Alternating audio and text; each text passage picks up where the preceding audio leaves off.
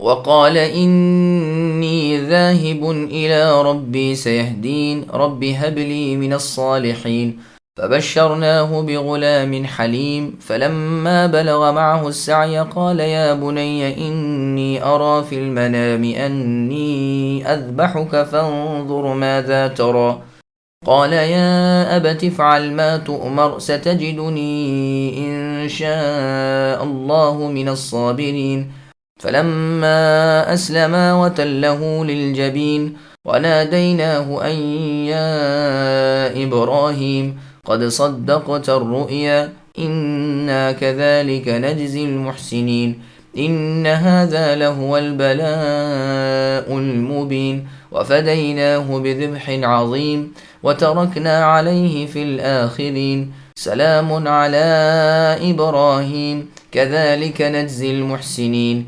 إنه من عبادنا المؤمنين وبشرناه بإسحاق نبيا من الصالحين وباركنا عليه وعلى إسحاق ومن ذريتهما محسن وظالم لنفسه مبين۔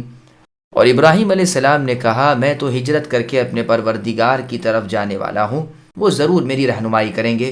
اے میرے رب مجھے نیک بخت اولاد عطا فرمائیے۔ تو ہم نے انہیں ایک بردبار بچے کی بشارت دی۔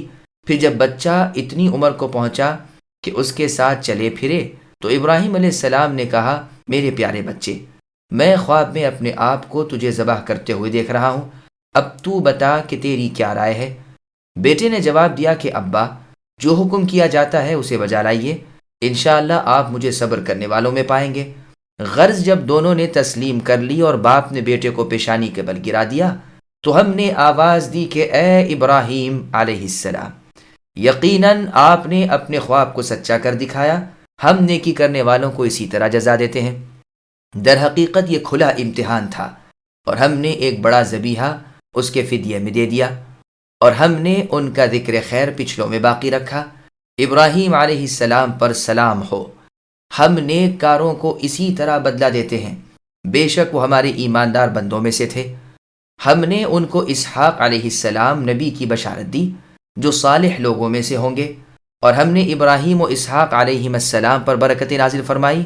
ان دونوں کی اولادوں میں بعضے تو نیک بخت ہیں اور بعض اپنے نفس پر صریح ظلم کرنے والے ہیں۔ سامعین، اب ان آیتوں کی تفسیر سماعت کیجیے۔ ابراہیم علیہ السلام کا اسماعیل علیہ السلام اپنے بیٹے کو ذبح کرنا۔ خلیل اللہ ابراہیم علیہ السلام جب اپنی قوم کی ہدایت سے مایوس ہو گئے، بڑی بڑی قدرتی نشانیاں دیکھ کر بھی جب انہیں ایمان نصیب نہ ہوا تو آپ نے ان سے علیحدہ ہو جانا پسند فرمایا اور اعلان کر دیا کہ میں اب تم میں سے ہجرت کر جاؤں گا، میری رہنمائی میرے رب کریں گے۔ ساتھ ہی اپنے رب تعالیٰ سے اپنے ہاں اولاد ہونے کی دعا مانگی تاکہ وہی توحید میں آپ کا ساتھ دے۔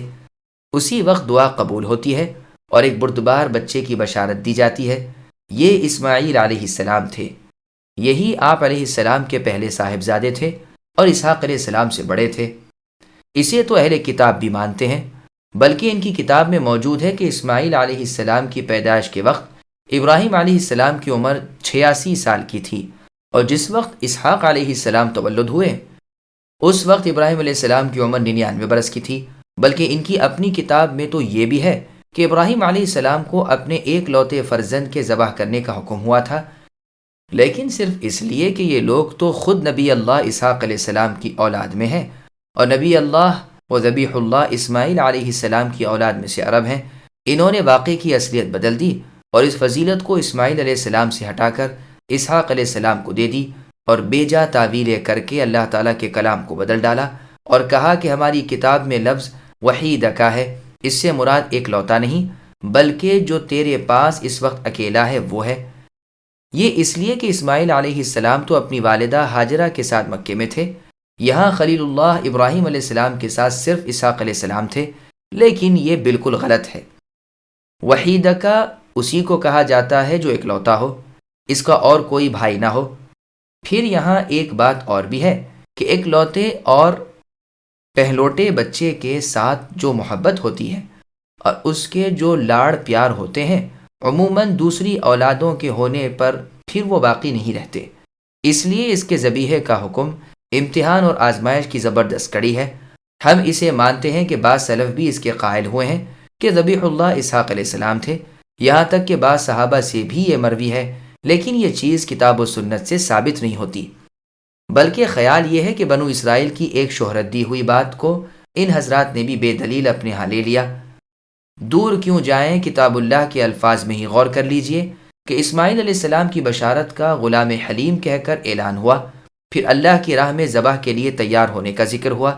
اس تمام بیان کو ختم کر کے پھر نبی صالح اسحاق علیہ السلام کے تولد کی بشارت کا بیان ہوا، اور فرشتوں نے بشارت اسحاق علیہ السلام کے موقع پر غلام علیم فرمایا تھا۔ اسی طرح قرآن میں ہے، اور بشارت اسحاق کے ساتھ سورہ ہود کی آیت نمبر 71 میں وَمِن وَرَاءِ اسحاق یعقوب، یعنی ابراہیم علیہ السلام کی حیات میں ہی اسحاق علیہ السلام کے ہاں یعقوب علیہ السلام پیدا ہوں گے، یعنی ان کی تو نسل جاری رہنے کا پہلے ہی علم کرایا جا چکا تھا، اب انہیں ذبح کرنے کا حکم کیسے دیا جاتا، اسے ہم پہلے ہی بیان کر چکے۔ البتہ اسماعیل علیہ السلام کا وصف یہاں بردباری کو بیان کیا گیا ہے، جو ذبیحے کے لیے نہایت مناسب ہے۔ اب اسماعیل علیہ السلام بڑے ہو گئے، اپنے والد کے ساتھ چلنے پھرنے کے قابل ہو گئے۔ آپ علیہ السلام اس وقت ماں اپنے والدہ ہاجرہ کے فاران میں تھے۔ ابراہیم علیہ السلام عموماً وہاں جاتے آتے رہتے تھے۔ یہ بھی مذکور ہے کہ براق پر جاتے تھے، اور اس جملے کے یہ معنی بھی ہیں کہ جوانی کے لگ بھگ ہو گئے، بچپن کا زمانہ نکل گیا، اور باپ ابراہیم علیہ السلام کی طرح چلنے پھرنے اور کام کاج کرنے کے قابل بن گئے۔ تو ابراہیم علیہ السلام نے خواب دیکھا کہ گویا آپ علیہ السلام اپنے اس پیارے بچے اسماعیل علیہ السلام کو ذبح کر رہے ہیں۔ انبیاء علیہ السلام کے خواب وہی ہوتے ہیں، اور اس کی دلیل یہی آیت ہے۔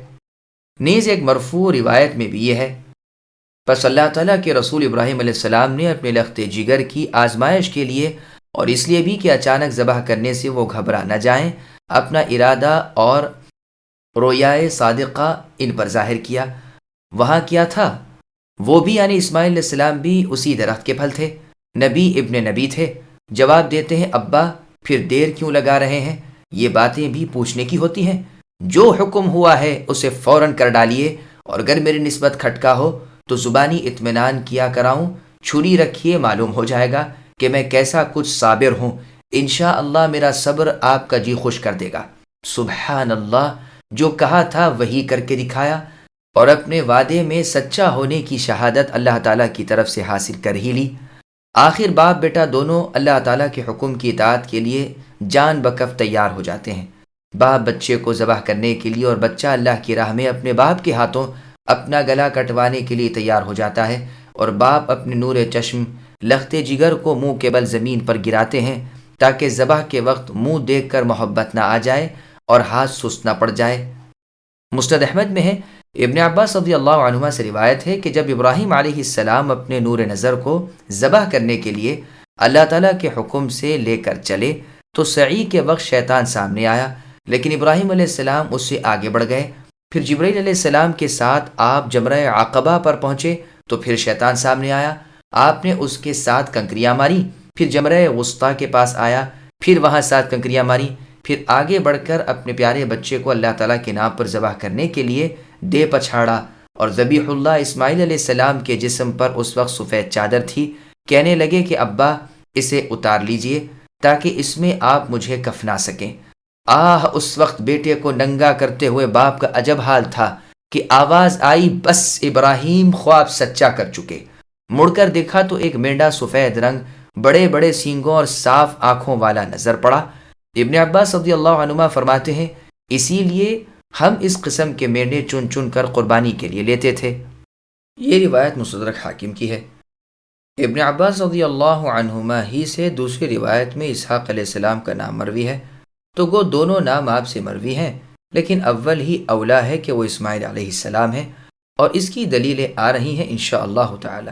اس کے بدلے بڑا ذبیحہ اللہ تعالیٰ نے عطا فرمایا۔ اس کی بابت ابن عباس رضی اللہ عنہ فرماتے ہیں کہ یہ جنتی مینڈا تھا جو وہاں 40 سال سے کھا پی رہا تھا۔ اسے دیکھ کر ابراہیم علیہ السلام اپنے بچے کو چھوڑ کر اس کے پیچھے ہو لیے، جمرہ اولا پر آ کر 7 کنکریاں پھینکی، پھر وہ بھاگ کر جمرہ وسطیٰ پر آ گیا، 7 کنکریاں یہاں ماری، پھر جمرہ کبریٰ کے پاس 7 کنکریاں ماری، اور وہاں سے منحر پر لا کر ذبح کیا۔ اس کے سینگ سر سمیت ابتدائے اسلام کے زمانے تک کعبے کے پرنالے کے پاس لٹک رہے تھے، پھر سوکھ گئے۔ ایک مرتبہ ابو ہریرہ رضی اللہ عنہ اور کعب الاحبار رحمہ اللہ بیٹھے ہوئے باتیں کر رہے تھے۔ ابو ہریرہ رضی اللہ عنہ تو حدیث بیان کر رہے تھے اور کعب رحمہ اللہ کتابوں کے قصے بیان کر رہے تھے۔ ابو ہریرہ رضی اللہ عنہ نے فرمایا، رسول اللہ صلی اللہ علیہ وسلم کا فرمان ہے کہ ہر نبی کے لیے ایک دعا قبول شدہ ہے، اور میں نے اپنی اس مقبول دعا کو پوشیدہ کر کے رکھ چھوڑا ہے اپنی امت کی شفاعت کے لیے جو بروز قیامت ہوگی۔ یہ روایت صحیح بخاری اور مسلم کی ہے۔ تو کعب رحمہ اللہ نے فرمایا، تم نے خود اسے رسول اللہ سے سنا ہے؟ فرمایا ہاں۔ کعب رحمہ اللہ خوش ہوئے اور فرمانے لگے، تم پر میرے ماں باپ اے ابو ہریرہ فدا ہوں، یا فرمایا رسول اللہ صلی اللہ علیہ وسلم پر میرے ماں باپ صدقے۔ پھر کعب رحمہ اللہ نے ابراہیم خلیل اللہ علیہ السلام کا قصہ سنایا کہ جب ابراہیم علیہ السلام اپنے لڑکے اسحاق علیہ السلام کو ذبح کرنے کے لیے مستعد ہو گئے تو شیطان نے کہا، اگر میں اس وقت ان کو نہ بہکا سکا تو مجھے ان سے عمر بھر کے لیے مایوس ہو جانا چاہیے۔ پہلے تو یہ سارہ کے پاس آیا اور پوچھا کہ ابراہیم علیہ السلام تمہارے لڑکے کو کہاں لے گئے ہیں؟ سارہ نے جواب دیا، اپنے کسی کام پر لے گئے ہیں۔ اس نے کہا، نہیں بلکہ وہ تو ذبح کرنے کے لیے لے گئے ہیں۔ سارہ نے فرمایا، وہ اسے کیوں ذبح کرنے لگے؟ لعین نے کہا، وہ کہتے ہیں اللہ تعالیٰ کا انہیں یہی حکم ہوا ہے۔ جواب ملا، پھر تو یہی بہتر ہے کہ وہ جلدی سے اللہ تعالیٰ کے حکم کی بجاوری سے فارغ ہو لیں۔ یہاں سے نامراد ہو کر یہ شیطان بچے کے پاس یعنی اسحاق علیہ السلام کے پاس آیا اور کہا، تمہارے ابا تمہیں کہاں لے جاتے ہیں؟ انہوں نے فرمایا، اپنے کام کے لیے۔ کہا، نہیں بلکہ وہ تمہیں ذبح کرنے کے لیے لے جا رہے ہیں۔ فرمایا، یہ کیوں؟ کہا، اس لیے کہ وہ سمجھتے ہیں کہ اللہ تعالیٰ کا انہیں حکم ہے۔ کہا، پھر تو واللہ انہیں اس کام میں بہت جلدی کرنی چاہیے۔ ان سے بھی مایوس ہو کر یہ ملعون خلیل اللہ ابراہیم علیہ السلام کے پاس پہنچا۔ ان سے کہا، بچے کو کہاں لے جا رہے ہو؟ جواب دیا، اپنے کام کے لیے۔ ملعون نے کہا، نہیں بلکہ تم اسے ذبح کرنے کے لیے لے جا رہے ہو۔ آپ نے فرمایا، کیوں؟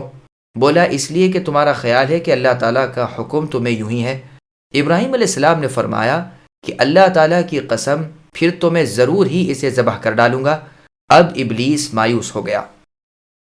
ایک دوسری روایت میں یہ بھی ہے کہ اس تمام واقعے کے بعد اللہ تعالیٰ نے اسحاق علیہ السلام سے فرمایا کہ ایک دعا تم مجھ سے مانگو، جو مانگو گے ملے گا۔ اسحاق علیہ السلام نے کہا، پھر میری دعا یہ ہے کہ جس نے آپ کے ساتھ شریک نہ کیا ہو اسے آپ ضرور جنت میں لے جانا۔ رسول اللہ صلی اللہ علیہ وسلم نے فرمایا ہے، اللہ تعالیٰ نے مجھے اختیار دیا کہ میں دو باتوں میں سے ایک کو اختیار کر لوں، یا تو یہ کہ میری آدھوں آدھ امت بخشی جائے، یا یہ کہ میں شفاعت کروں اور اسے اللہ تعالیٰ قبول فرما لے۔ تو میں نے شفاعت کرنے کو ترجیح دی، اس امید پر کہ وہ عام ہوگی۔ ہاں ایک دعا تھی کہ میں وہی کرتا، لیکن اللہ تعالیٰ کا ایک نیک بندہ مجھ سے پہلے ہی اس دعا کو مانگ چکا تھا۔ واقعہ یہ ہے کہ جب اللہ تعالیٰ نے اسحاق علیہ السلام سے ذبح ہونے کی تکلیف دور کر دی تو ان سے فرمایا گیا کہ مانگو، جو مانگو گے دیا جائے گا۔ تو اسحاق علیہ السلام نے فرمایا، واللہ شیطان کے بہکانے سے پہلے ہی میں اسے مانگ لوں گا۔ اے اللہ، جو شخص اس حالت میں مرا ہو کہ اس نے آپ کے ساتھ کسی کو شریک نہ کیا ہو تو آپ اسے بخش دیں گے اور جنت میں پہنچا دیں گے۔ یہ حدیث گو کے معنی کے اعتبار سے صحیح ہے اور ابن ابی حاتم میں ہے، لیکن سند غریب اور منکر ہے۔ اس کے ایک راوی عبد الرحمن بن زید ابن اسلم ضعیف ہیں، اور مجھے یعنی ابن کثیر کو تو یہ بھی ڈر ہے کہ یہ الفاظ کہ جب اللہ تعالیٰ نے اسحاق علیہ السلام سے آخر تک راوی کے اپنے نہ ہوں جنہیں انہوں نے حدیث میں داخل کر دیے ہیں۔ ذبیح اللہ یعنی ابراہیم علیہ السلام کے ہاتھوں اللہ کی راہ میں کٹنے کے لیے تیار ہو جانے والے تو اسماعیل علیہ السلام ہی ہیں، اور جہاں آپ کو ذبح کیا جانے والا تھا وہ ذبح گاہ مینا ہے اور وہ مکے میں ہے، اور اسماعیل علیہ السلام یہی تھے نہ کہ اسحاق علیہ السلام۔ وہ تو شہر کنعان میں تھے جو شام میں ہے۔ جب ابراہیم علیہ السلام اپنے پیارے بچے اسماعیل علیہ السلام کو ذبح کرنے کے لیے لٹاتے ہیں تو اللہ تعالیٰ سے ندا آتی ہے کہ بس ابراہیم، تم اپنے خواب کو پورا کر چکے۔ سدی رحمہ اللہ سے روایت ہے کہ جب خلیل اللہ ابراہیم علیہ السلام نے ذبیح اللہ اسماعیل علیہ السلام کے حلق پر چھری پھیری تو گردن تانبے کی ہو گئی اور نہ کٹی، اور یہ آواز آئی کہ ہم اسی طرح نیک کاروں کو بدلا دیتے ہیں، یعنی سختیوں سے بچا لیتے ہیں اور چھٹکارا کر دیتے ہیں۔ جیسے فرمایا، اللہ تعالیٰ سے ڈرتے رہنے والوں کے لیے اللہ تعالیٰ چھٹکارے کی صورت نکال ہی دیتے ہیں اور اسے اس طرح روزی پہنچاتے ہیں کہ اس کے گمان و وہم میں بھی نہ ہو۔ اللہ تعالیٰ پر بھروسہ کرنے والوں کو اللہ تعالیٰ ہی کافی ہے۔ اللہ تعالیٰ اپنے کاموں کو پورا کر چھوڑتے ہیں۔ ہر چیز کا اللہ تعالیٰ نے ایک اندازہ مقرر کر رکھا ہے۔ اس آیت سے اس پر استدلال کیا ہے کہ فعل پر قدرت پانے سے پہلے ہی حکم منسوخ ہو سکتا ہے۔ ہاں، معتزلہ اس کو نہیں مانتے۔ وجہ استدلال بہت ظاہر ہے، اس لیے کہ خلیل اللہ ابراہیم علیہ السلام کو اپنے بیٹے کو ذبح کرنے کا حکم ہوتا ہے اور پھر ذبح سے پہلے ہی فدیے کے ساتھ منسوخ کر دیا جاتا ہے۔ مقصود اس سے یہ تھا کہ صبر کا اور بجاوری حکم پر مستعدی کا ثواب مرمت فرما دیا جائے۔ اسی لیے ارشاد ہوا، یہ تو صرف ایک آزمائش تھی، کھلا امتحان تھا کہ ادھر حکم ہوا ادھر تیاری ہوئی۔ اسی لیے خلیل اللہ ابراہیم علیہ السلام کی تعریف قرآن میں ہے کہ ابراہیم علیہ السلام بڑے ہی وفادار تھے۔ بڑے ذبیحے کے ساتھ ان کا فدیہ ہم نے دیا۔ سفید رنگ، بڑی آنکھوں اور بڑے سینگوں والا عمدہ خوراک سے پلا ہوا مینڈھا فدیے میں دیا گیا، جو سبیر میں ببول کے درخت سے بندھا ہوا ملا، جو جنت میں 40 سال چرتا رہا۔ مینا میں سبیر کے پاس جو چٹان ہے اس پر یہ جانور ذبح کیا گیا۔ یہ چیختا ہوا اوپر سے اترا تھا۔ یہی وہ مینڈا ہے جسے حابیل نے اللہ کی راہ میں قربان کیا تھا۔ اس کی اون قدرے سرخی مائل تھی، اس کا نام جریر تھا۔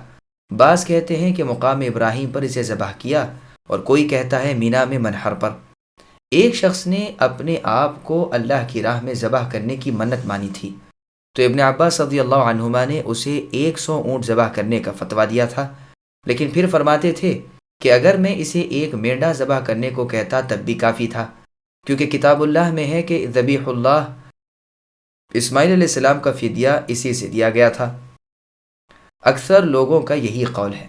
بعض کہتے ہیں کہ یہ پہاڑی بکرا تھا، کوئی کہتا ہے نر ہرن تھا۔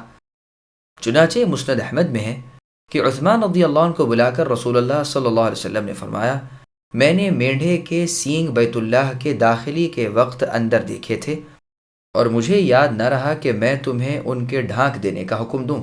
جاؤ اسے ڈھک دو۔ بیت اللہ میں کوئی ایسی چیز نہ ہونی چاہیے جو نمازی کو اپنی طرف متوجہ کرے۔ سفیان ثوری رحمہ اللہ فرماتے ہیں، اس مینڈھے کے سینگ بیت اللہ میں ہی رہے، یہاں تک کہ ایک مرتبہ بیت اللہ میں آگ لگی، اس میں وہ جل گئے۔ یہ واقعہ بھی اس امر کی دلیل ہے کہ ذبیح اللہ اسماعیل علیہ السلام تھے۔ اسی وجہ سے ان کی اولاد قریش تک یہ سینگ برابر وراثتاً چلے آئے، یہاں تک کہ رسول اللہ صلی اللہ علیہ وسلم کو اللہ تعالیٰ نے مبعوث فرمایا، واللہ عالم۔ ان آثار کا بیان جن میں ذبیح اللہ کا نام اسحاق ہے۔ ابو میسرہ رحمہ اللہ فرماتے ہیں کہ یوسف علیہ السلام نے بادشاہ مصر سے فرمایا، کیا تم میرے ساتھ کھانا چاہتے ہو؟ میں یوسف ابن یعقوب نبی اللہ ابن اسحاق ذبیح اللہ ابن ابراہیم خلیل اللہ علیہ السلام ہوں۔ عبید ابن عمیر سے نقل ہے کہ موسیٰ علیہ السلام نے اللہ تعالیٰ سے عرض کی کہ اے اللہ، کیا وجہ ہے کہ لوگوں کی زبانوں پر یہ چڑھا ہوا ہے کہ ابراہیم، اسحاق اور یعقوب علیہم السلام کہ اللہ کی قسم؟ تو جواب ملا کہ اس لیے کہ ابراہیم علیہ السلام نے تو ہر چیز پر مجھ ہی کو ترجیح دی، اور اسحاق علیہ السلام نے اپنے آپ کو میری راہ میں ذبح ہونے کے لیے سپرد کر دیا، پھر بھلا اور چیزیں اسے پیش کر دینا کیا مشکل تھیں؟ اور یعقوب علیہ السلام کو میں جوں جوں بلاؤں میں ڈالتا گیا، اس کا حسن زن میرے ساتھ بڑھتا ہی رہا۔ ابن مسعود رضی اللہ عنہ کے سامنے ایک مرتبہ کسی نے فخراً اپنے باپ دادوں کا نام لیا، تو آپ نے فرمایا، قابل فخر باپ دادا تو یوسف علیہ السلام کے تھے، جو یعقوب ابن اسحاق ذبیح اللہ ابن ابراہیم خلیل اللہ علیہ السلام تھے۔ ابن عباس اور خود عباس علی رضی اللہ عنہم، نیز عکرمہ، سعید بن جبیر، مجاہد، شعبی، عبید ابن عمیر، ابو میسرہ، زید ابن اسلم، عبداللہ ابن شقیق، زہری، قاسم ابن ابو برزہ، مکحول، عثمان ابن ابی حاضر، سدی، حسن، قتادہ، ابو الہذیل، ابن صابط او صابط، کعب الاحبار رحمہم اللہ، ان سب کا یہی قول ہے، اور ابن جریر رحمہ اللہ بھی اسی کو اختیار کرتے ہیں کہ ذبیح اللہ اسحاق علیہ السلام تھے۔ صحیح علم تو اللہ تعالیٰ کو ہی ہے، مگر بظاہر ایسا معلوم ہوتا ہے کہ ان سب بزرگوں کے استاد کعب الاحبار ہیں۔ یہ خلافت فاروقی میں مسلمان ہوئے تھے، اور کبھی کبھی عمر رضی اللہ عنہ کو قدیمی کتابوں کی باتیں سناتے تھے۔ لوگوں نے اسے رخصت سمجھ کر پھر ان سے ہر ایک بات بیان کرنی شروع کر دی، اور صحیح و غلط کی تمیز اڑ گئی۔ حق تو یہ ہے کہ اس امت کو اگلی کتابوں کی ایک بات کی بھی حاجت نہیں، بغوی رحمہ اللہ نے کچھ اور نام بھی صحابہ کرام اور تابعین رحمہم اللہ کے بتلائے ہیں جنہوں نے کہا ہے کہ ذبیح اللہ اسحاق علیہ السلام ہے۔ ایک مرفوع حدیث میں بھی آیا ہے، اگر وہ حدیث صحیح ہوتی تو جھگڑے کا فیصلہ تھا، مگر وہ حدیث صحیح نہیں۔ اس میں دو راوی ضعیف ہیں، حسن بن دینار متروک ہیں اور علی بن زید بن جدعان منکر الحدیث ہیں، اور زیادہ صحیح یہ ہے کہ ہے بھی یہ موقوف۔ چنانچہ ایک سند سے یہ مقولہ ابن عباس رضی اللہ عنہما کا مروی ہے اور یہی زیادہ ٹھیک ہے، واللہ اعلم۔ اب ان آثار کو سنیے جن سے معلوم ہوتا ہے کہ ذبیح اللہ اسماعیل علیہ السلام ہی تھے، اور یہی ٹھیک اور بالکل درست بھی ہے۔ ابن عباس رضی اللہ عنہما یہی فرماتے ہیں اور فرماتے ہیں کہ یہودی اسحاق علیہ السلام کا نام غلط لیتے ہیں۔ خلیفۃ المسلمین عمر بن عبد العزیز رحمہ اللہ کے سامنے جب محمد ابن کعب القرظی رحمہ اللہ نے یہ فرمایا اور ساتھ ہی اس کی دلیل بھی دی کہ ذبح کا ذکر کرنے کے بعد قرآن میں خلیل اللہ ابراہیم علیہ السلام کو اسحاق علیہ السلام کے پیدا ہونے کی بشارت کا ذکر ہے، اور ساتھ ہی بیان ہے کہ ان کے ہاں بھی لڑکا ہوگا یعقوب نامی، جب ان کی اور ان کے ہاں لڑکا ہونے کی بشارت دی گئی تھی، پھر باوجود ان کے ہاں لڑکا نہ ہونے کے اس سے پیشتر ہی ان کے ذبح کرنے کا حکم کیسے دیا جاتا؟ تو عمر ابن عبدالعزیز رحمہ اللہ نے فرمایا یہ بہت صاف دلیل ہے، میرا ذہن یہاں نہیں پہنچا تھا، گو یہ میں بھی جانتا تھا کہ ذبیح اللہ اسماعیل علیہ السلام ہی ہے۔ پھر شاہ اسلام نے شام کے ایک یہودی عالم سے پوچھا جو مسلمان ہو گئے تھے کہ تم اس بارے میں کیا علم رکھتے ہو؟ انہوں نے کہا کہ امیر المسلمین، سچ تو یہ ہے کہ جن کے ذبح کرنے کا حکم کیا گیا تھا وہ اسماعیل علیہ السلام تھے، لیکن چونکہ عرب ان کی اولاد میں سے ہیں تو یہ بزرگی ان کی طرف لوٹتی ہے۔ اس حسد کے مارے یہودیوں نے اسے بدل دیا اور اسحاق علیہ السلام کا نام لے دیا۔ حقیقی علم اللہ تعالیٰ ہی کو ہے، ہمارا ایمان ہے کہ اسماعیل علیہ السلام اور اسحاق علیہ السلام دونوں ہی طاہر اور طیب اور اللہ تعالیٰ کے سچے فرمانبردار پیغمبر تھے۔ کتاب الزہد میں ہے کہ امام احمد ابن حنبل رحمہ اللہ کے صاحبزادے عبداللہ رحمہ اللہ نے اپنے والد امام احمد سے جب یہ مسئلہ پوچھا تو امام احمد نے جواب دیا کہ ذبح ہونے والے اسماعیل علیہ السلام ہی تھے۔ علی ابن عمر رضی اللہ عنہما، نیز ابو الطفیل سعید بن مسیب، سعید ابن جبیر، حسن، مجاہد، شعبی، محمد ابن کعب القرظی، ابو ہریرہ رضی اللہ عنہ، ابو جعفر محمد ابن علی اور ابو صالح رحمہم اللہ سے بھی یہی مروی ہے کہ وہ اسماعیل علیہ السلام تھے۔ امام بغوی رحمہ اللہ نے بھی صحابہ کرام رضی اللہ عنہم اور تابعین رحمہم اللہ کے نام گنوائے ہیں۔ اسماعیل علیہ السلام کے ذبیح اللہ ہونے کا واقعہ تو مشہور ہی ہے، ابن جریر میں یہ روایت موجود ہے اور مغازی امویہ میں بھی۔ ابن جریر رحمہ اللہ نے اسحاق علیہ السلام کے ذبیح اللہ ہونے کی ایک دلیل تو یہ پیش کی ہے کہ جس حلیم بچے کی بشارت کا ذکر ہے اس سے مراد اسحاق علیہ السلام ہے۔ قرآن میں سورہ ذاریات کی آیت نمبر 28 میں ہے وَبَشَّرُوهُ بِغُلَامٍ عَلِيمٍ، اور یعقوب علیہ السلام کی بشارت کا یہ جواب دیا کہ وہ آپ کے ساتھ چلنے پھرنے کی عمر کو پہنچ گئے تھے، اور ممکن ہے کہ یعقوب علیہ السلام کے ساتھ ہی کوئی اور اولاد بھی ہوئی ہو، اور کعبۃ اللہ میں سینگوں کی موجودگی کے بارے میں فرماتے ہیں بہت ممکن ہے کہ یہ بلاد کنعان سے لا کر یہاں رکھے گئے ہوں، اور بعض لوگوں سے اسحاق علیہ السلام کے نام کی صراحت بھی آئی ہے، لیکن یہ سب باتیں حقیقت سے بہت دور ہیں۔ ہاں، اسماعیل علیہ السلام کے ذبیح اللہ ہونے پر محمد ابن کعب القرظی رحمہ اللہ کا استدلال بہت صاف اور قوی ہے جو انہوں نے امیر المؤمنین عمر بن عبدالعزیز رحمہ اللہ کے سامنے پیش کیا، واللہ اعلم۔ پہلے ذبیح اللہ اسماعیل علیہ السلام کے تولد ہونے کی بشارت دی گئی تھی، یہاں اس کے بعد ان کے بھائی اسحاق علیہ السلام کی بشارت دی جا رہی ہے۔ سورہ ہود اور سورہ حجر میں بھی اس کا ذکر گزر چکا ہے۔ نبیًا حال مقدرہ ہے، یعنی وہ نبی صالح ہوں گے۔ ابن عباس رضی اللہ عنہما فرماتے ہیں کہ ذبیح اللہ اسحاق علیہ السلام تھے، اور یہاں نبوت اسحاق علیہ السلام کی بشارت ہے، جیسے موسیٰ علیہ السلام کے بارے میں فرمان ہے کہ ہم نے انہیں اپنی رحمت سے ان کے بھائی ہارون علیہ السلام کو نبی بنا دیا، حالانکہ ہارون علیہ السلام موسیٰ علیہ السلام سے بڑے تھے، تو یہاں بھی ان کی نبوت کی بشارت ہے۔ بس یہ بشارت اس وقت دی گئی جبکہ امتحان ذبح میں وہ صابر ثابت ہوئے۔ یہ بھی مروی ہے کہ یہ بشارت 2 مرتبہ دی گئی، پیدائش سے کچھ قبل اور نبوت سے کچھ قبل۔ قتادہ رحمہ اللہ سے بھی یہی مروی ہے، ان پر اور اسحاق پر ہماری برکتیں نازل ہوئیں، ان کی اولاد میں ہر قسم کے لوگ ہیں، نیک بھی بد بھی، جیسے نوح علیہ السلام سے فرمان ہوا تھا کہ اے نوح، ہمارے سلام اور برکت کے ساتھ تم اترو، آپ بھی اور آپ کے ساتھ والے بھی، اور ایسے بھی لوگ ہیں جنہیں ہم فائدہ پہنچائیں گے، پھر انہیں ہماری طرف سے دردناک عذاب پہنچیں گے۔ وَلَقَدْ مَنَنَّا عَلَى مُوسَى وَهَارُونَ وَنَجَّيْنَاهُمَا وَقَوْمَهُمَا مِنَ الْكَرْبِ الْعَظِيمِ وَنَصَرْنَاهُمْ فَكَانُوا هُمُ الْغَالِبِينَ وَآتَيْنَاهُمَا الْكِتَابَ الْمُسْتَبِينَ وَهَدَيْنَاهُمَا الصِّرَاطَ الْمُسْتَقِيمَ وَتَرَكْنَا عَلَيْهِمَا فِي الْآخِرِينَ سَلَامٌ عَلَى مُوسَى وَهَارُونَ إِنَّا كَذَلِكَ نَجْزِي الْمُحْسِنِينَ انہما من عبادنا المؤمنین، اور یقیناً ہم نے موسیٰ اور ہارون علیہم السلام پر بہت بڑا احسان کیا اور انہیں اور ان کی قوم کو بہت بڑے دکھ درد سے نجات دے دی اور ان کی مدد کر کے انہی کو غالب کر دیا، اور ہم نے انہیں واضح اور روشن کتاب دی اور انہیں سیدھے راستے پر قائم رکھا، اور ہم نے ان دونوں کے لیے پیچھے آنے والوں میں یہ بات باقی رکھی کہ موسیٰ اور ہارون علیہم السلام پر سلام ہو، ہم نیک لوگوں کو اسی طرح بدلے دیا کرتے ہیں، یقیناً یہ دونوں ہمارے مؤمن بندوں میں سے تھے۔ سامعین، بن آیتوں کی تفصیل سماعت کیجیے۔ موسیٰ و ہارون علیہم السلام کا ذکر۔ اللہ تعالیٰ موسیٰ اور ہارون علیہم السلام پر اپنی نعمتیں جتا رہے ہیں کہ انہیں نبوت دی اور انہیں مع ان کی قوم بنی اسرائیل کے فرعون جیسے طاقتور دشمن سے نجات دی جس نے انہیں بری طرح پست و ذلیل کر رکھا تھا، ان کے بچوں کو قتل کر دیا کرتا تھا اور لڑکیوں کو رہنے دیتا تھا، ان سے ذلیل خدمات لیتا تھا اور بے حیثیت بنا کر رکھا تھا۔ ایسے بدترین دشمن کو ان کے سامنے ہلاک کیا، انہیں اس پر غالب کر دیا۔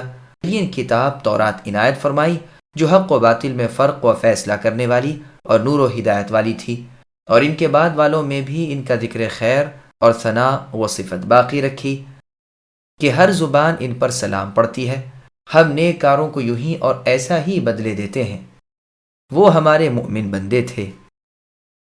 وَإِنَّ إِلْيَاسَ لَمِنَ الْمُرْسَلِينَ إِذْ قَالَ لِقَوْمِهِ أَلَا تَتَّقُونَ أَتَدْعُونَ بَعْلًا وَتَذَرُونَ أَحْسَنَ الْخَالِقِينَ اللَّهَ رَبَّكُمْ وَرَبَّ آبَائِكُمُ الْأَوَّلِينَ فَكَذَّبُوهُ فَإِنَّهُمْ لَمُحْضَرُونَ إِلَّا عِبَادَ اللَّهِ الْمُخْلَصِينَ وَتَرَكْنَا عَلَيْهِ فِي الْآخِرِينَ سلام على الیاسین انا كذلك نجزی المحسنین انه من عبادنا المؤمنین۔ بے شک الیاس علیہ السلام بھی پیغمبروں میں سے تھے، جبکہ انہوں نے اپنی قوم سے فرمایا کہ کیا تم اللہ تعالیٰ سے ڈرتے نہیں ہو؟ کیا تم بعل نامی بت سے دعائیں کرتے ہو اور سب سے بہتر خالق اللہ کو چھوڑ دیتے ہو، جو اللہ تعالیٰ تمہارے اور تمہارے اگلے تمام باپ دادوں کے پالنہار ہیں؟ لیکن قوم نے انہیں جھٹلایا، بس وہ عذابوں میں حاضر کیے جائیں گے سوائے اللہ تعالیٰ کے مخلص بندوں کے۔ ہم نے الیاس علیہ السلام کا ذکر خیر پچھلوں میں بھی باقی رکھا کہ الیاس پر سلام ہو، ہم نیکی کرنے والوں کو اسی طرح بدلہ دیتے ہیں، بے شک وہ ہمارے ایماندار بندوں میں سے تھے۔ سامعین، بن آیتوں کی تفسیر سماعت کیجیے۔ الیاس علیہ السلام کا ذکر۔ بعض کہتے ہیں کہ الیاس نام تھا ادریس علیہ السلام کا۔ وہب رحمہ اللہ کہتے ہیں کہ ان کا سلسلہ نسب یوں ہے: الیاس ابن نسا ابن فنحاس ابن عیزار ابن ہارون ابن عمران علیہ السلام۔ حزقیل علیہ السلام کے بعد یہ بنی اسرائیل میں بھیجے گئے تھے۔ وہ لوگ بعل نامی بت کے پجاری بن گئے۔ انہوں نے دعوت اسلام دی، ان کے بادشاہ نے ان کی دعوت کو قبول بھی کر لیا، لیکن پھر مرتد ہو گیا اور لوگ بھی سرکشی پر تلے رہے اور ایمان لانے سے انکار کر دیا۔ الیاس علیہ السلام نے ان کے لیے بد دعا کی، 3 سال تک بارش نہ ہوئی۔ اب تو یہ سب تنگ آ گئے اور قسمیں کھا کھا کر اقرار کیا کہ آپ دعا کیجئے، بارش کے ہوتے ہی ہم سب آپ کی نبوت پر ایمان لائیں گے۔ چنانچہ الیاس علیہ السلام کی دعا سے مینا برسا، لیکن یہ کفار اپنے وعدے سے پھر گئے اور اپنے کفر پر اڑ گئے۔ الیاس علیہ السلام نے یہ حالت دیکھ کر اللہ تعالیٰ سے دعا کی کہ اللہ تعالیٰ انہیں اپنی طرف لے لیجئے۔ ان کے ہاتھوں تلے یسع ابن اخطوب علیہ السلام پلے تھے۔ الیاس علیہ السلام کی اس دعا کے بعد انہیں حکم ملا کہ وہ ایک جگہ جائیں اور وہاں انہیں جو سواری ملے اس پر سوار ہو جائیں۔ وہاں آپ علیہ السلام گئے، ایک نوری گھوڑا دکھائی دیا جس پر سوار ہو گئے۔ اللہ تعالیٰ نے انہیں بھی نورانی کر دیا اور اپنے پروں سے فرشتوں کے ساتھ اڑنے لگے اور ایک انسانی فرشتہ زمینی اور آسمانی بن گئے۔ اس واقعے کی صحت کا علم اللہ تعالیٰ ہی کو پورا ہے یہ بات اہل کتاب کی روایت سے۔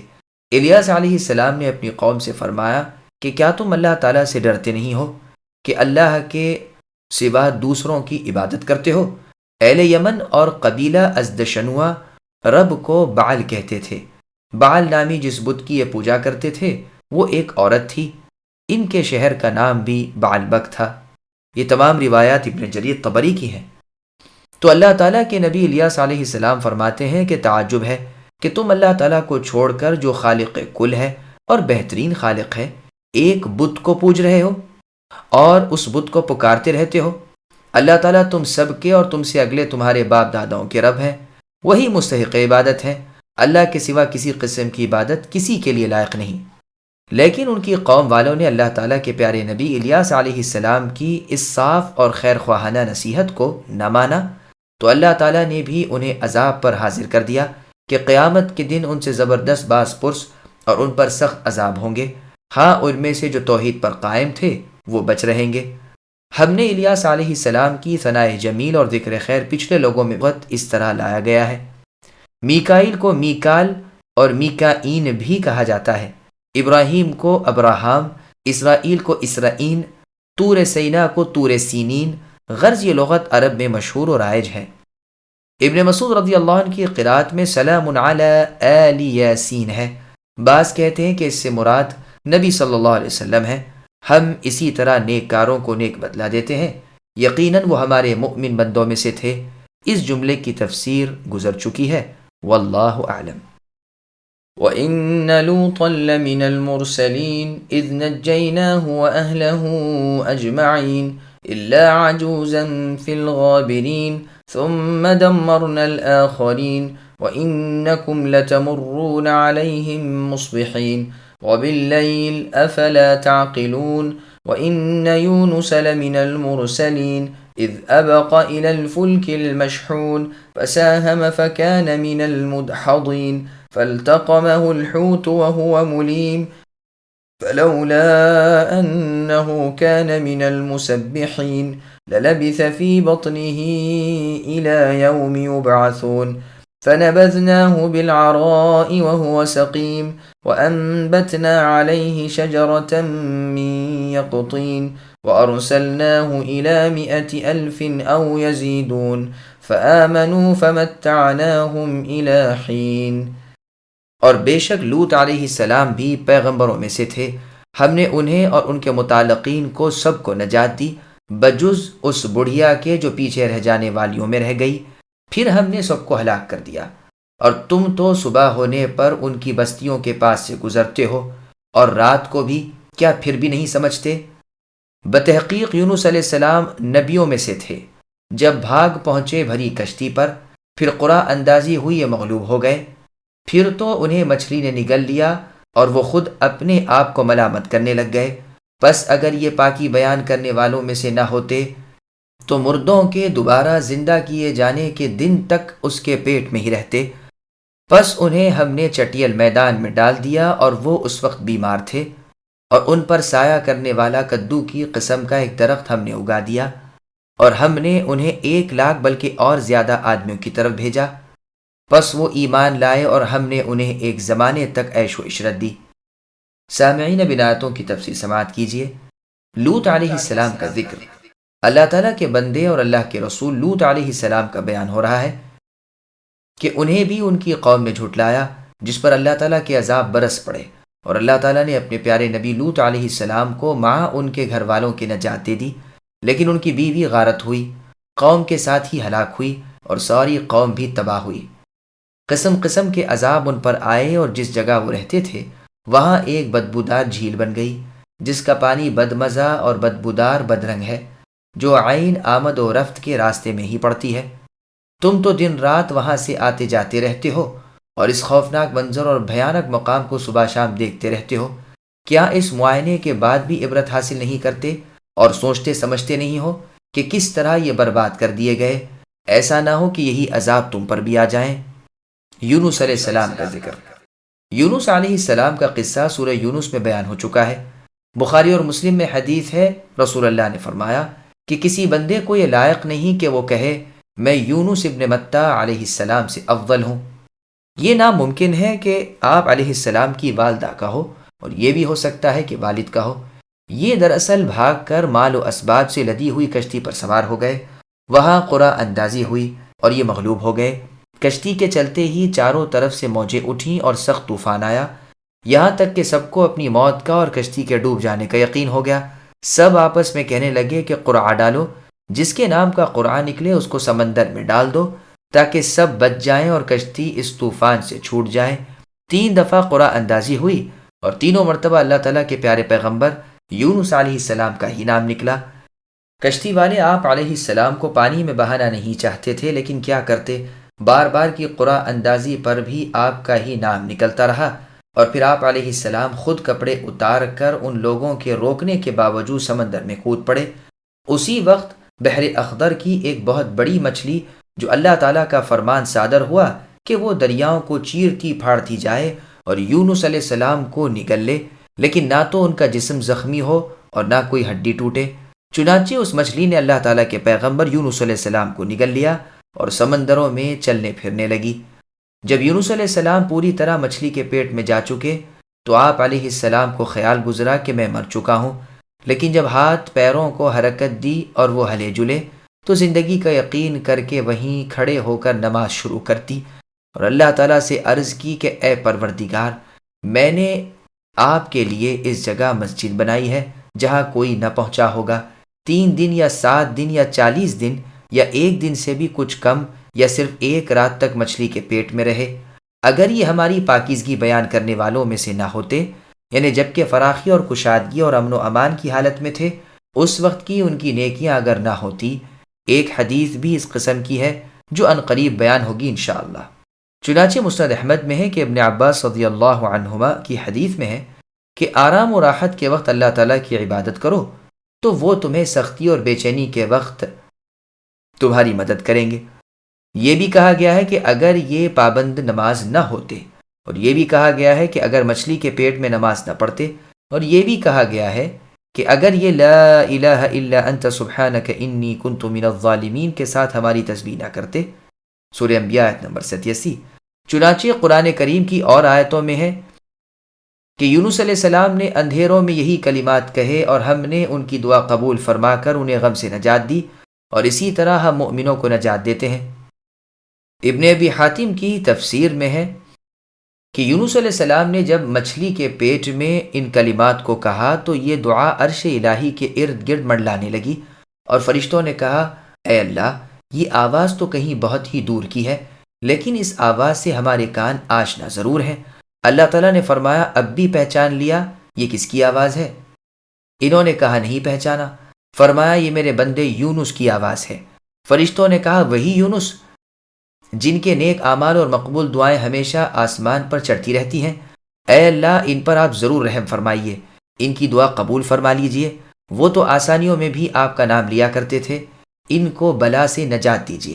اللہ تعالیٰ نے ارشاد فرمایا، ہاں میں انہیں نجات دوں گا۔ چنانچہ مچھلی کو حکم ہوا کہ میدان میں یونس علیہ السلام کو اگل دے، اور اس نے اگل دیا، اور وہیں اللہ تعالیٰ نے ان پر ان کی نحیفی اور کمزوری اور بیماری کی وجہ سے چھاؤں کے لیے کدو کی بیل اگا دی، اور ایک جنگلی بکری کو مقرر کر دیا جو صبح شام ان کے پاس آ جاتی تھی اور یہ اس کا دودھ پی لیا کرتے تھے۔ ابو ہریرہ رضی اللہ عنہ کی روایت سے یہ واقعہ مرفوع احادیث سے سورہ انبیاء کی تفسیر میں بیان ہو چکا ہے۔ ہم نے انہیں اس زمین میں ڈال دیا جہاں سبزہ، رویدگی اور گھاس کچھ نہ تھا۔ دجلہ کے کنارے یا یمن کی سرزمین پر یہ ڈال دیے گئے تھے۔ یہ اس وقت کمزور تھے جیسے پرندوں کے بچے ہوتے ہیں، یا بچہ جس وقت پیدا ہوتا ہے، یعنی صرف سانس چل رہا تھا اور طاقت ہلنے جلنے کی بھی نہیں تھی۔ یقطین کدو کی بیل کو بھی کہتے ہیں، اور ہر اس درخت کو جس کا تنا نہ ہو یعنی بیل ہو، اور اس درخت کو بھی جس کی عمر 1 سال سے زیادہ نہیں ہوتی۔ کدو میں بہت سے فوائد ہیں، یہ بہت جلد اگتا اور بڑھتا ہے، اس کے پتوں کا سایہ گھندار اور فرحت بخش ہوتا ہے کیونکہ وہ بڑے بڑے ہوتے ہیں، اور اس کے پاس مکھیاں نہیں آتی، اور یہ غذا کا کام دے جاتا ہے، اور چھلکے اور گودے سمیت کھایا جاتا ہے۔ چنانچہ صحیح بخاری اور مسلم میں حدیث ہے کہ رسول اللہ صلی اللہ علیہ وسلم کو کدو یعنی گھیا بہت پسند تھا، اور برتن میں سے چن چن کر اسے کھاتے تھے۔ پھر یونس علیہ السلام کو 1,00,000 بلکہ زیادہ آدمیوں کی طرف رسالت کے ساتھ بھیجا گیا۔ یہ مطلب بھی بیان کیا گیا ہے کہ انسانی اندازہ 1,00,000 سے زیادہ ہی زیادہ کا تھا۔ ابن جریر رحمہ اللہ کا یہی مسلک ہے، اور یہی مسلک ان کا آیات سورہ بقرہ کی آیت نمبر 74 او اشد قسوہ، اور سورہ نساء کی آیت نمبر 77 او اشد خشیہ، اور سورہ نجم کی آیت نمبر 9 او ادنا میں ہے، یعنی اس سے کم نہیں، اس سے زائد ہی۔ پس قوم یونس سب کی سب مسلمان ہو گئی، یونس علیہ السلام کی تصدیق کی اور اللہ تعالیٰ پر ایمان لے آئے۔ ہم نے بھی ان کے مقررہ وقت یعنی موت کی گھڑی تک دنیاوی فائدے دیے۔ اور آیت میں ہے کہ کسی بستی کے ایمان نے انہیں عذاب آ چکنے کے بعد نفع نہیں دیا سوائے قوم یونس کے۔ وہ جب ایمان لائے تو ہم نے ان پر سے عذاب ہٹا لیے اور انہیں ایک میعاد معین تک بہرامند کیا۔ فاستفتهم ألربك البنات ولهم البنون أم خلقنا الملائكة إناثا وهم شاهدون ألا إنهم من إفكهم ليقولون ولد الله وإنهم لكاذبون أصطفى البنات على البنين ما لكم كيف تحكمون أفلا تذكرون أم لكم سلطان مبين فأتوا بكتابكم إن كنتم صادقين وجعلوا بينه وبين الجنة نسبا ولقد علمت الجنة إنهم لمحضرون سبحان الله عما يصفون إلا عباد الله المخلصين۔ اے نبی ان سے دریافت تو کیجئے کہ کیا تمہارے رب تعالیٰ کی تو بیٹیاں ہیں اور ان کے بیٹے ہیں، یا یہ اس وقت موجود تھے جب کہ ہم نے فرشتوں کو مؤنث پیدا کیا۔ آگاہ رہو کہ یہ لوگ صرف اپنی افترا پردازی سے کہہ رہے ہیں کہ اللہ تعالیٰ کی اولاد ہے، یقیناً یہ محض جھوٹے ہیں۔ کیا اللہ تعالیٰ نے اپنے لیے بیٹیوں کو بیٹوں پر ترجیح دی؟ تمہیں کیا ہو گیا ہے کہ کیسے حکم لگاتے پھرتے ہو؟ کیا تم اس قدر بھی نہیں سمجھتے یا تمہارے پاس اس کی کوئی صاف دلیل ہے؟ تو جاؤ، اگر سچے ہو تو اپنی ہی کتاب لے آؤ۔ ان لوگوں نے تو اللہ کے اور جنات کے درمیان بھی قرابت داری ٹھہرائی ہے، اور حالانکہ خود جنات یقین رکھتے ہیں کہ اس عقیدے کے لوگ عذابوں کے سامنے پیش کیے جائیں گے۔ جو کچھ یہ بیان کر رہے ہیں اس سے اللہ تعالیٰ بالکل پاک ہے۔ ہاں، اللہ تعالیٰ کے مخلص بندے۔ سامعین، اب ان آیتوں کی تفسیر سماعت کیجیے۔ مشرک کا کہنا کہ فرشتے اللہ کی بیٹیاں ہیں۔ اللہ تعالیٰ مشرکوں کی بیوقوفی بیان فرما رہے ہیں کہ اپنے لیے تو لڑکے پسند کرتے ہیں اور اللہ تعالیٰ کے لیے لڑکیاں مقرر کرتے ہیں۔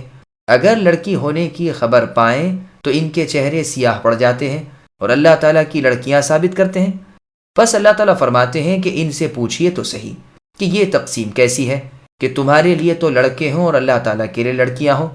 پھر فرماتے ہیں کہ یہ فرشتوں کو لڑکیاں کس ثبوت پر کہتے ہیں؟ کیا ان کی پیدائش کے وقت وہ موجود تھے؟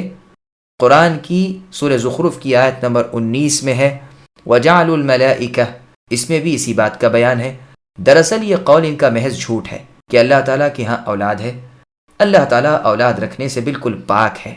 پس ان لوگوں کے 3 جھوٹ اور 3 کفر ہوئے۔ اول تو یہ کہ فرشتے اللہ تعالیٰ کی اولاد یعنی بیٹیاں ہیں، اور دوسرے یہ کہ اولاد بھی لڑکیاں، تیسرے یہ کہ خود فرشتوں کی عبادت شروع کر دی۔ پھر آگے اللہ فرماتے ہیں کہ آخر کس چیز نے اللہ تعالیٰ کو مجبور کیا کہ اللہ نے لڑکے تو لیے نہیں اور لڑکیاں اپنی ذات کے لیے پسند فرمائیں؟ جیسے اور آیت میں ہے اللہ نے فرمایا کہ تمہیں تو لڑکوں سے نوازے اور فرشتوں کو اپنی لڑکیاں بنائے، یہ تو تمہاری نہایت درجے کی لغو بات ہے۔ یہاں فرمایا کیا تمہیں عقل نہیں جو ایسی دور از قیاس باتیں بناتے ہو؟ تم سمجھتے نہیں ہو کہ اللہ تعالیٰ پر جھوٹ باندھنا کیسا برا ہے؟ اچھا، اگر کوئی دلیل تمہارے پاس ہو تو لاؤ، اسی کو پیش کرو۔ اگر کسی آسمانی کتاب سے تمہارے اس قول کی سند ہو اور تم سچے ہو تو لاؤ، اسی کو سامنے لے آؤ۔ یہ تو ایسی لچر اور فضول بات ہے جس کی کوئی عقلی یا نقلی دلیل ہو ہی نہیں سکتی۔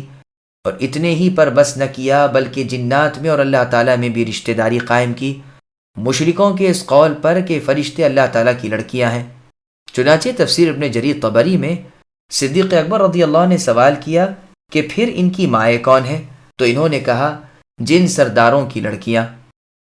حالانکہ خود جنات کو اس کا علم اور یقین ہے کہ اس قول کے قائل قیامت کے دن عذابوں میں مبتلا کیے جائیں گے۔ ان میں بعض دشمنان ہیں اللہ تعالیٰ کے تو یہاں تک کم عقلی کرتے تھے کہ شیطان بھی اللہ تعالیٰ کا بھائی ہے۔ نعوذ باللہ من ذالک، اللہ ان خرافات اور بکواس سے ہمیں اپنی پناہ میں رکھے۔ ہم اللہ کی پناہ مانگتے ہیں، اللہ تعالیٰ اس سے بہت پاک، منزہ اور بالکل دور ہے جو یہ مشرک اللہ کی ذات پر اتہام لگاتے ہیں اور جھوٹے بہتان باندھتے ہیں۔ اس کے بعد کا استثناء منقطع ہے اور ہے یہ مثبت سے، مگر اس صورت میں کہ یصفون کی ضمیر کا مرجع تمام لوگ قرار دیے جائیں، بس ان میں سے ان لوگوں کو الگ کر لیا جو حق کے ماتحت ہیں اور تمام نبیوں اور رسولوں پر ایمان رکھتے ہیں۔ امام ابن جریر رحمہ اللہ فرماتے ہیں کہ یہ استثناء انہم لمحضرون سے ہے، یعنی یہ سب کے سب عذاب میں پھانس لیے جائیں گے مگر وہ اللہ کے بندے جو اخلاص والے تھے۔ یہ قول ذرا تأمل طلب ہے، واللہ اعلم۔ فإنكم وما تعبدون ما أنتم عليه بفاتنين إلا من هو صال الجحيم وما منا إلا له مقام معلوم وإنا لنحن الصافون وإنا لنحن المسبحون وإن كانوا ليقولون لو أن عندنا ذكرا من الأولين لكنا عباد الله المخلصين فكفروا به فسوف يعلمون۔ بس یقین مانو کہ تم سب اور تمہارے معبودان باطل کسی ایک کو بھی بہکا نہیں سکتے بجز اس کے جو دوزخی ہی ہے۔ فرشتوں کا قول ہے کہ ہم میں سے تو ہر ایک کی جگہ مقرر ہے اور ہم تو بندگی اللہ تعالیٰ میں صف بستہ کھڑے ہیں اور اللہ کی تسبیح بیان کر رہے ہیں۔ کفار تو کہا کرتے تھے کہ اگر ہمارے سامنے اگلے لوگوں کے واقعات ہوتے تو ہم بھی اللہ تعالیٰ کے چیدہ بندے بن جاتے، لیکن پھر اس قرآن کے ساتھ کفر کر گئے، بس اب ان قریب جان لیں گے۔ سامعین، اب ان آیتوں کی تفسیر سماعت کیجیے۔ مشرکوں کا انجام۔ اللہ تعالیٰ مشرکوں سے فرما رہے ہیں کہ تمہاری گمراہی اور کفر اور شرک کی تعلیم وہی قبول کریں گے جو جہنم کے لیے ہی پیدا کیے گئے ہوں، جو عقل سے خالی، کانوں سے بہرے اور آنکھوں کے اندھے ہوں، جو مثل چوپایوں کے بلکہ ان سے بھی بدرجہ بدتر ہوں۔ جیسے اور جگہ اللہ نے فرمایا ہے کہ اس سے وہی گمراہ ہو سکتے ہیں جو دماغ سے خالی اور باطل کے شیدائی ہوں۔ اس کے بعد فرشتوں کی براءت اور ان کی تسلیم و رضا، ایمان و اطاعت کا ذکر فرمایا کہ وہ خود کہتے ہیں کہ ہم میں سے ہر ایک کے لیے ایک مقرر جگہ اور ایک مقام عبادت مخصوص ہے جس سے نہ ہم ہٹ سکتے ہیں نہ اس میں کمی بیشی کر سکتے ہیں۔ تفسیر ابن جریر طبری کی روایت میں ہے آسمان دنیا۔ ابن مسعود رضی اللہ عنہ فرماتے ہیں کہ ایک بالش بھر جگہ آسمانوں میں ایسی نہیں جہاں پر کسی نہ کسی فرشتے کے قدم یا پیشانی نہ ہو۔ قتادہ رحمہ اللہ فرماتے ہیں پہلے تو مرد اور عورت ایک ساتھ نماز پڑھتے تھے، لیکن اس آیت کے نزول کے بعد مردوں کو آگے بڑھا دیا گیا اور عورتوں کو پیچھے کر دیا گیا، اور ہم سب فرشتے صف بستہ اللہ تعالیٰ کی عبادت کیا کرتے ہیں، جیسا کہ سورہ صافات کی آیت نمبر 1 والصافات صفا کی تفسیر میں اس کا بیان گزر چکا ہے۔ ولید ابن عبداللہ رحمہ اللہ فرماتے ہیں کہ اس آیت کے نازل ہونے تک نماز کی صفیں نہیں تھیں، پھر صفیں مقرر ہو گئیں۔ عمر رضی اللہ عنہ اقامت کے بعد لوگوں کی طرف منہ کر کے فرماتے تھے کہ صفیں پورے طور پر درست کر لو اور سیدھے کھڑے ہو جاؤ، اللہ تعالیٰ تم سے بھی فرشتوں کی طرح صف بندی چاہتے ہیں، جیسے کہ وہ فرماتے ہیں وَإِنَّا لَنَحْنُ الصَّافُّونَ، اے فلاں آگے بڑھ اور اے فلاں پیچھے ہٹ، پھر آگے بڑھ کر آپ نماز شروع کرتے۔ یہ روایت تفسیر ابن جریر طبری کی ہے۔ صحیح مسلم میں ہے کہ رسول اللہ صلی اللہ علیہ وسلم فرماتے ہیں کہ ہم کو 3 فضیلتیں ایسی دی گئی ہیں جن میں اور کوئی ہمارے ساتھ نہیں۔ ہماری صفیں فرشتوں جیسی بنائی گئی ہیں، ہمارے لیے ساری زمین مسجد بنائی گئی ہے اور ہمارے لیے زمین کی مٹی پاک کرنے والی بنائی گئی۔ ہم اللہ تعالیٰ کی تسبیح اور پاکی بیان کرنے والے ہیں، اللہ کی بزرگی اور بڑائی بیان کرتے ہیں، تمام نقصانوں سے اللہ کو پاک مانتے ہیں۔ ہم سب فرشتے اللہ کے غلام ہیں، اللہ کے محتاج ہیں، اللہ کے سامنے اپنی پستی اور عاجزی کا اظہار کرنے والے ہیں۔ بس یہ تینوں اوصاف فرشتوں کے ہیں۔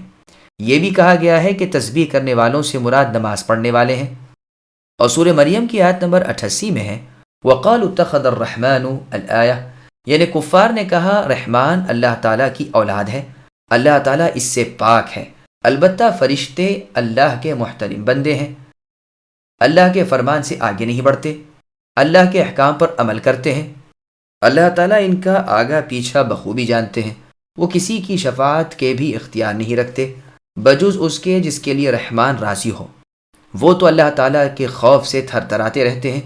ان میں سے جو اپنے آپ کو لائق عبادت کہے ہم اسے جہنم میں جھونک دیں۔ ظالموں کی سزا ہمارے ہاں یہی ہے۔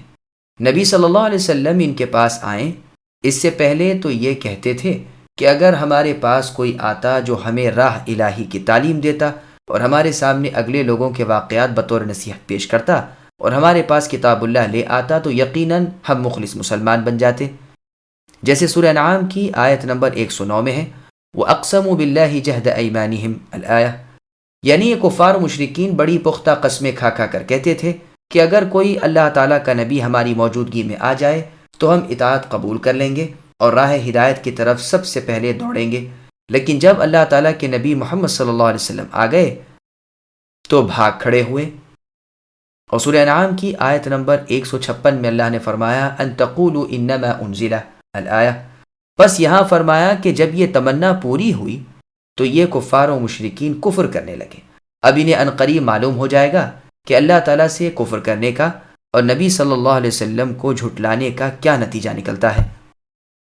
وَلَقَدْ سَبَقَتْ كَلِمَتُنَا لِعِبَادِنَا الْمُرْسَلِينَ إِنَّهُمْ لَهُمُ الْمَنْصُورُونَ وَإِنَّ جُنْدَنَا لَهُمُ الْغَالِبُونَ فَتَوَلَّ عَنْهُمْ حَتَّى حِينٍ وَأَبْصِرْهُمْ فَسَوْفَ يُبْصِرُونَ أَفَبِعَذَابِنَا يَسْتَعْجِلُونَ فَإِذَا نَزَلَ بِسَاحَتِهِمْ فَسَاءَ صَبَاحُ الْمُنذَرِينَ وَتَوَلَّ عَنْهُمْ حَتَّى حِينٍ وَأَبْصِرْ فَسَوْفَ يُبْصِرُونَ، اور البتہ ہمارا وعدہ پہلے ہی اپنے رسولوں کے لیے صادر ہو چکا ہے کہ وہی مظفر و منصور ہوں گے اور ہمارا ہی لشکر غالب اور برتر رہے گا۔ اب آپ اے نبی کچھ دنوں تک ان سے منہ پھیر لیجئے اور انہیں دیکھتے رہیے، اور یہ بھی آگے چل کر دیکھ لیں گے۔ کیا یہ ہمارے عذابوں کی جلدی مچا رہے ہیں؟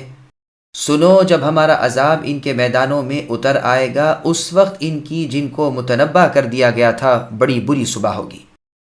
آپ اے نبی کچھ وقت تک ان کا خیال چھوڑ دیجئے اور دیکھتے رہیے، یہ بھی ابھی ابھی دیکھ لیں گے۔ سامعین، بنایتوں کی تفصیل سماعت کیجئے۔ اللہ تعالیٰ کا لشکر ہمیشہ غالب رہے گا۔ اللہ تعالیٰ کا ارشاد ہے کہ ہم تو اگلی کتابوں میں بھی لکھ آئے ہیں، پہلے نبیوں کی زبانی بھی دنیا کو سنا چکے ہیں کہ دنیا اور آخرت میں ہمارے رسول اور ان کے تابع داروں ہی کا انجام بہتر ہوتا ہے، جیسے اللہ نے سورہ مجادلہ کی آیت نمبر 21 میں فرمایا کتب اللہ لأغلبن انا ورسلی، اور سورہ غافر کی آیت نمبر 51 میں فرمایا انا لننصر رسولنا، یعنی میرے رسول اور ایماندار ہی دونوں جہان میں غالب رہیں گے۔ یہاں بھی یہی فرمایا کہ رسولوں سے ہمارا وعدہ ہو چکا ہے کہ وہ منصور ہیں، ہم خود ان کی مدد کریں گے۔ دیکھتے چلے آؤ کہ ان کے دشمن کسی طرح خاک میں ملا دیے گئے۔ یاد رکھو ہمارا لشکر ہی غالب رہے گا، انجام کار انہی کے ہاتھ رہے گا۔ تو آپ اے نبی ایک وقت مقرر تک صبر و استقامت سے ان کا معاملہ دیکھتے رہیے، ان کی ایذا رسانی پر صبر کیجیے، ہم آپ کو ان سب پر غالب کر دیں گے۔ دنیا نے دیکھ لیا کہ یہی ہوا بھی، نیز آپ انہیں دیکھتے رہیے کہ کس طرح اللہ تعالیٰ کی پکڑ ان پر نازل ہوتی ہے اور کسی طرح یہ ذلت و توہین کے ساتھ پکڑ لیے جاتے ہیں۔ یہ خود ان تمام رسوائیوں کو ابھی ابھی دیکھ لیں گے۔ تعجب سا تعجب ہے کہ یہ باوجود طرح طرح کے چھوٹے چھوٹے عذابوں کی گرفت کے ابھی تک بڑے عذاب کو محال جانتے ہوئے کہتے ہیں کہ وہ کب آئے گا۔ بس انہیں جواب ملتا ہے کہ جب عذاب ان کے میدانوں میں، محلوں میں، انگنائیوں میں آئے گا، وہ دن ان پر بڑا ہی بھاری دن ہوگا، ہلاک اور برباد کر دیے جائیں گے۔ صحیح بخاری میں ہے کہ خیبر کے میدانوں میں رسول اللہ کا لشکر صبح ہی صبح کفار کی بے خبری میں پہنچ گیا۔